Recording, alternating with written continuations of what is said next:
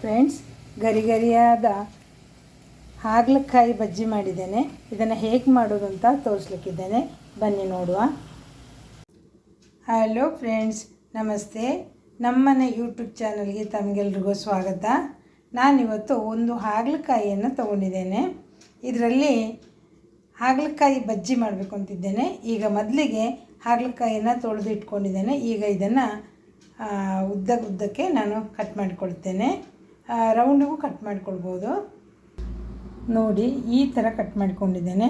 ಕೆಲವುದನ್ನು ಉದ್ದವಾಗಿ ಕತ್ತರಿಸ್ಕೊಂಡಿದ್ದೇನೆ, ಕೆಲವು ಈ ಥರ ಎರಡು ರೀತಿಯಲ್ಲೂ ಕತ್ತರಿಸ್ಕೊಂಡಿದ್ದೇನೆ. ಎರಡು ಭಾಗ ಮಾಡಿ ಅರ್ಧ ಚಂದ್ರಾಕಾರದಲ್ಲಿ ತುಂಡು ಮಾಡ್ಕೊಂಡಿದ್ದೇನೆ. ಇದು ನೋಡಿ, ಮೆಣಸಿನಕಾಯಿ ಕಾಯಿಸುವಾಗ ದಪ್ಪ ಮೆಣಸು ಈ ಥರ ಉದ್ದ ಮೆಣಸು ಸಿಗುತ್ತೆ, ಆ ಥರನೇ ಕತ್ತರಿಸ್ಕೊಂಡಿದ್ದೇನೆ. ಉದ್ದುದ್ದ, ತುಂಬ ತೆಳು ಬೇಡ, ಸ್ವಲ್ಪ ನಮಗೆ ಜಗಿಲಿಕ್ಕೆ ಸಿಗಬೇಕು ಬಜ್ಜಿ ತಿನ್ನುವಾಗ.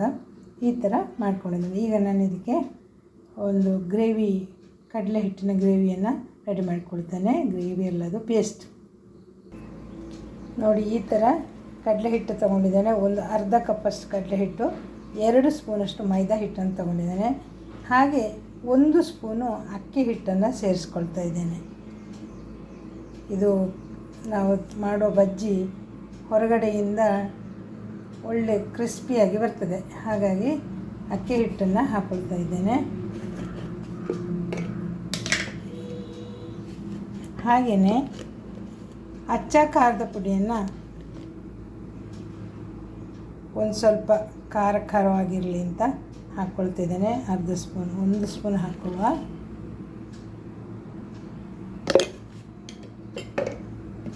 ಹಾಗೆ ಇದರ ಜೊತೆಗೆ ನಾನು ಸ್ವಲ್ಪ ಪೆಪ್ಪರ್ ಪೌಡರ್ ಹಾಕ್ಕೊಳ್ತೇನೆ. ಯಾಕೆಂದರೆ ಕಡಲೆ ಹಿಟ್ಟು ಗ್ಯಾಸ್ಟ್ರಿಕ್ ಆಗೋದಿಲ್ಲ. ಪೆಪ್ಪರ್ ತಿನ್ನೋದ್ರಿಂದ ಗ್ಯಾಸ್ಟ್ರಿಕ್ ಆಗೋದಿಲ್ಲ. ನೋಡಿ, ಅರ್ಧ ಸ್ಪೂನಷ್ಟು ಹಾಕ್ಕೊಳ್ತೇನೆ, ಖಾರ ಇರಲಿ. ಈಗ ಇದನ್ನು ಕ್ಲೀನಾಗಿ ಮಿಕ್ಸ್ ಮಾಡ್ತೇನೆ. ಹಾಗೆ ಇದಕ್ಕೆ ಉಪ್ಪು ಹಾಕ್ಕೊಳ್ತೇನೆ. ಉಪ್ಪು ಹಾಕ್ಕೊಂಡಿದ್ದೇನೆ. ಹಾಗೆ 1 ಸ್ಪೂನು ಜೀರಿಗೆಯನ್ನು ಹಾಕ್ಕೊಳ್ತೇನೆ. ಈಗ ಇದನ್ನು ಕ್ಲೀನಾಗಿ ನೀರು ಹಾಕ್ಕೊಂಡು ಪೇಸ್ಟ್ ಮಾಡ್ಕೊಳ್ತೇನೆ. ನೋಡಿ, ಈ ಹದಕ್ಕೆ ನೀರು ಹಾಕ್ಕೊಂಡು ಮಿಕ್ಸ್ ಮಾಡ್ಕೊಂಡಿದ್ದೇನೆ.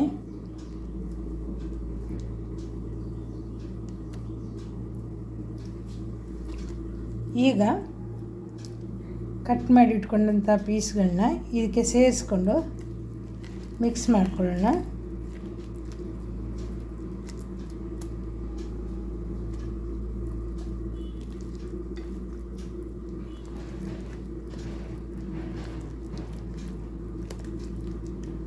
ಸ್ವಲ್ಪ ಉಪ್ಪು ಎಳಿಲಿ ಅಂತ.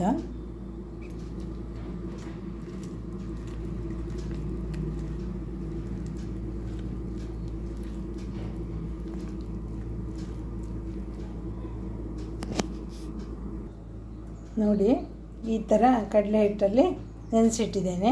ಸ್ವಲ್ಪ ಒಂದು 5 ನಿಮಿಷ ಇರಲಿ. ಅಷ್ಟೊತ್ತಿಗೆ ನಾನು ಎಣ್ಣೆಯನ್ನು ಕಾಯಲಿಕ್ಕೆ ಇಡ್ತೇನೆ. ಈಗ ಸ್ಟವ್ ಮೇಲೆ ಸ್ವಲ್ಪ ಎಣ್ಣೆ ಕಾಯಲಿಕ್ಕೆ ಇಟ್ಟಿದ್ದೇನೆ. ಎಣ್ಣೆ ಬಿಸಿ ಆಗ್ತಾ ಬಂತು. ಹಾಗೆ ಒಂದು ತಟ್ಟೆಗೆ ಬಾಳೆಲೆ ಹಾಕಿಟ್ಕೊಂಡಿದ್ದೇನೆ. ಎಣ್ಣೆ ಬಿಸಿ ಆಗ್ತಾ ಉಂಟು.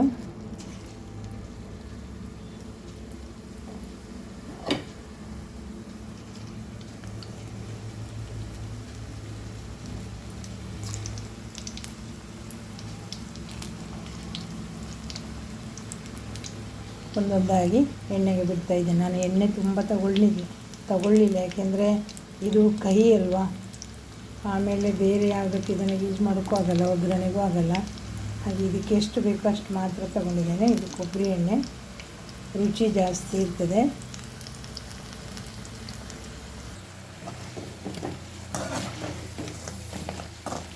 ಸ್ವಲ್ಪ ಕಲರ್ ಚೇಂಜ್ ಆಗ್ತಾ ಬಂತು. ನೋಡಿ, ಒಂದು ಸ್ವಲ್ಪ ಕೂಡ ಎಣ್ಣೆ ಬಿಟ್ಕೊಂಡಿಲ್ಲ. ಎಣ್ಣೆಯನ್ನು ಹೀರ್ಕೊಳ್ಳೋದು ಇಲ್ಲ. ನೋಡಿ, ಕ್ಲೀನಾಗಿ ಅಂಟ್ಕೊಂಡಿದೆ. ಅದು ಸ್ವಲ್ಪ ಮೈದಾ ಹಾಕೋದ್ರಿಂದ ಅದರ ಬೈಂಡಿಂಗ್ ಚೆನ್ನಾಗಿರ್ತದೆ. ಬರೀ ಕಡಲೆ ಹಿಟ್ಟಾದರೆ ಸ್ವಲ್ಪ ಬಿಟ್ಕೊಳ್ತದೆ. ಅದು ಕ್ಲೀನಾಗಿ ಬಂದಿದೆ. ಸ್ವಲ್ಪ ಬಿಸಿಯಾದ ಕಾಯಿಲಿ ಈಗ ತಗೊಳ್ತೇನೆ, ಇದನ್ನು ತೆಗಿತೇನೆ.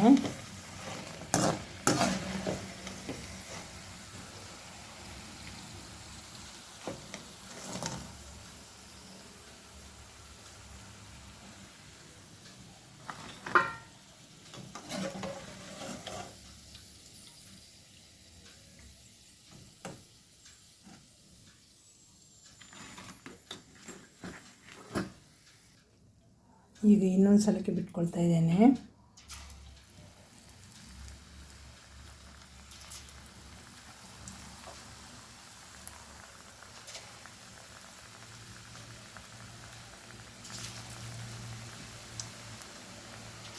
ನಮ್ಮ ಮನೇಲಿ ಶುಗರ್ ಪೇಷಂಟ್ಗಳಿದ್ದರೆ ಮನೇಲಿರೋರೆಲ್ಲ ಬೇರೆ ಬೇರೆ ತಿಂಡಿಗಳನ್ನ ತಿನ್ನುವಾಗ ಅವರಿಗೆ ಆಸೆ ಆಗ್ತಾ ಇರ್ತದೆ. ಅಂಥ ಸಂದರ್ಭದಲ್ಲಿ ಒಂದು ಹಾಗಲಕಾಯಿಯನ್ನು ತಂದು ಈ ಥರ ಮಾಡಿದರೆ ಶುಗರ್ ಪೇಷಂಟ್ಗಳಿಗೆ ತಿನ್ನಲಿಕ್ಕೂ ಅವರಿಗೆ ಕೈ ಅನಿಸಲ್ಲ. ಹಾಗೆ ಅವರು ಒಂದು ನಮ್ಮ ಜೊತೆ ಕೂತ್ಕೊಂಡು ತಿಂತಾರೆ. ಅವರ ಆಸೆಯು ನಿರಾಶೆ ಆಗೋದಿಲ್ಲ. ಗೆಡ್ಡೆ ಗೆಣಸಿಂದ ಮಾಡಿದರೆ ಅದನ್ನು ಶುಗರ್ನವ್ರು ತಿನ್ನುವಾಗಿರಲ್ಲ. ಗೆಡ್ಡೆ ಗೆಣಸಿನ ಯಾವುದೇ ಪದಾರ್ಥವನ್ನು ಶುಗರ್ ಪೇಷಂಟ್ ತಿಂದರೆ ಅವರಿಗೆ ಶುಗರ್ ಜಾಸ್ತಿ ಆಗ್ತದೆ ಅಂತ ಹೇಳ್ತಾರೆ. ಸ್ವಲ್ಪ ಎಲ್ಲ ತಿನ್ಬೋದು, ತುಂಬ ತಿಂದಾಗ ಅದು ಆರೋಗ್ಯಕ್ಕೆ ಸೈಡ್ ಎಫೆಕ್ಟ್ ಆಗ್ತದೆ. ಆಗ ನಾವು ಈ ಥರ ಬಿಸಿ ಬಿಸಿಯಾದ ಹಾಗಲಕಾಯಿ ಕಜ್ಜಾಯವನ್ನು ಮಾಡಿ ಕೊಡ್ಬೋದು. ಅಥವಾ ಬಜ್ಜಿ ಅಂತ ಹೇಳ್ತೀವಿ, ಬಾಳೆಕಾಯಿ ಬಜ್ಜಿ, ಆಲೂಗಡ್ಡೆ ಬಜ್ಜಿ ಎಲ್ಲ ಮಾಡ್ತೀವಿ. ಅದೇ ಥರ ಇದನ್ನು ಮಾಡೋದು ಅಷ್ಟೇ. ಚೆನ್ನಾಗಿ ಬಂದಿದೆ ಇದು. ಗರಿ ಗರಿಯಾದ ಹಾಗಲಕಾಯಿ ಬಜ್ಜಿ ರೆಡಿಯಾಗಿದೆ. ಈಗ ಬೇಕರಿಗಳಲ್ಲಿ ಕೂಡ ಹಾಗಲಕಾಯಿಯ ಡ್ರೈ ಫುಡ್ ರೂಪದಲ್ಲಿ ಹಾಗಲಕಾಯಿಯ ಬಜ್ಜಿ ಸಿಗ್ತಾ ಉಂಟು. ನಾವು ತಂದಿದ್ದೀವಿ, ತುಂಬ ಚೆನ್ನಾಗಿತ್ತು. ಇವತ್ತು ನಾನು ಮಾಡಿದ್ದೇನೆ, ಚೆನ್ನಾಗಿ ಬಂದಿದೆ. ಟೇಸ್ಟಿಯಾಗಿಯೂ ಇದೆ, ಒಳ್ಳೆ ಕ್ರಿಸ್ಪಿಯಾಗಿಯೂ ಬಂದಿದೆ, ಚೆನ್ನಾಗಿದೆ. ನೀವು ಟ್ರೈ ಮಾಡಿ ಹೇಗಿತ್ತು ಎಂಬುದನ್ನು ನನಗೆ ಕಮೆಂಟಲ್ಲಿ ತಿಳಿಸಿ. ಹಾಗೆಯೇ ಮೊದಲ ಬಾರಿಗೆ ನನ್ನ ವಿಡಿಯೋವನ್ನು ನೋಡ್ತಿರುವವರು ನಮ್ಮನೆ ಯೂಟ್ಯೂಬ್ ಚಾನಲಿಗೆ ಸಬ್ಸ್ಕ್ರೈಬ್ ಮಾಡಿ ಹಾಗೂ ಒಂದು ಲೈಕ್ ಕೊಡಿ ಮತ್ತು ನಿಮ್ಮ ಕಮೆಂಟನ್ನು ನನಗೆ ತಿಳಿಸಿ. Thank you watching for my videos.